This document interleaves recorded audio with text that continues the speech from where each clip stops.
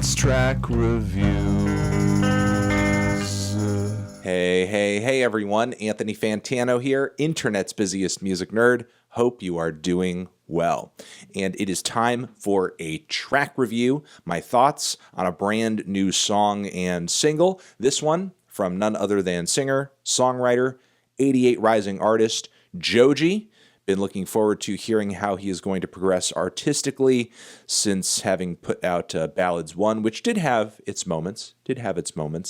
Before I get into my thoughts on this new cut over here, do want to give a shout out to our sponsor in this video, the good people over at The Ridge. They make these nifty, awesome, metal, plated, little, minimalist wallets that fit nicely in your front pocket. Replace your disgusting old bulky leather wallet today with one. Hit up the link down below. Use promo code MELON and get 10% off your order. Cool? Cool. So, Run is the name of this brand new Joji track. Let's give it a try. Let's give it a shot. I wonder if it will be as cleanly produced or as high gloss as his last big single, which I was kind of surprised with how big budget that track sounded, though I'm not against necessarily Joji going in that direction, because I think the lo-fi thing for him can only go so far. So once more, let's see what direction aesthetically, sonically he's moving into with this cut. Run, bam.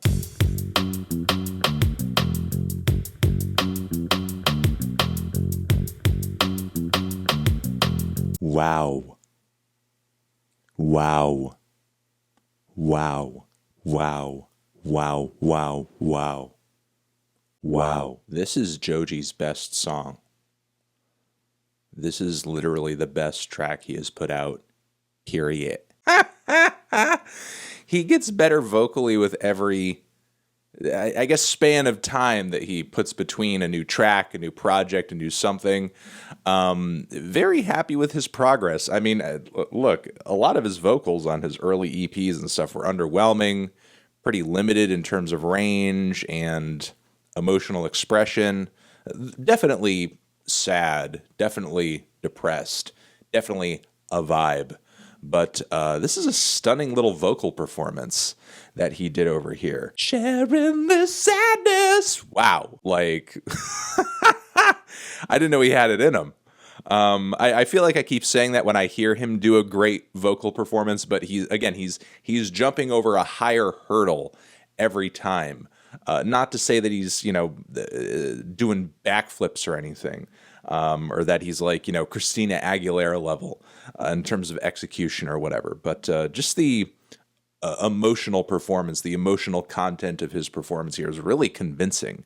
And if I didn't already say it, stunning. It was a little weakened-ish, I thought, once the full layers of instrumentation hit and Joji was hanging more in his upper register.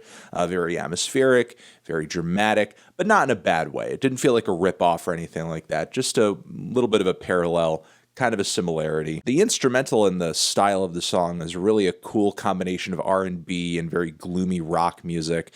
That consistent guitar line, those arpeggios rather, are really nice, kind of hypnotic. Everything is engineered and sounds great. It's so clear, and yet there's a serious darkness to it. It's not like that clarity on, I think, his last big single made things feel a bit more sterile, a bit too shiny, to where that darkness that usually pervades his music feels like it's been diminished a little bit. Not the case. It's only intensified on this track. I'd say the mood and just the overall sound of the instrumentation here just creates this sad but euphoric feeling that I can't get enough of. And the blazing guitar solo on the bridge here, did not see that coming, even though the guitar was very prominently placed throughout the rest of the song. Didn't think we were going to go, but it's tasteful. It added to the track. It added to the drama and shows how much character guitar can still bring to a song in an era where guitar isn't really thought of primarily all that much in mainstream and in pop music. I also liked the chorus on this track quite a bit.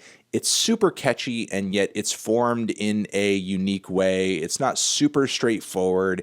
It doesn't hit you in this very planned, very obvious, kind of loud, soft way. Joji essentially kind of hits with this handful of notes that sync up with the drums and sync up with the guitars, and then once and like when that last note hits, it's like this dam breaks, and the way he lays on that note and the way the instrumentation just rings out on that final note of that synced up pattern, it's just like such a it's like I'm being hit with a wave of water, essentially. Also, some of the lyrics on the track definitely come off as being pretty tragic. I think he's singing about this person not loving him or not being in love. So I guess feeling as if your feelings are not a two-way street with somebody. Yeah, I like it. I like it. Well, no, actually, I'm lying. I love it. Let me know down in the comments what you thought of this track. Just check me. Make sure that I'm not crazy here. Because, you know, I again, full disclosure, I do know George. It's not like we hang out all the time or anything like that. You know, but I'm acquainted with him due to our days on YouTube, because he used to be a big YouTuber.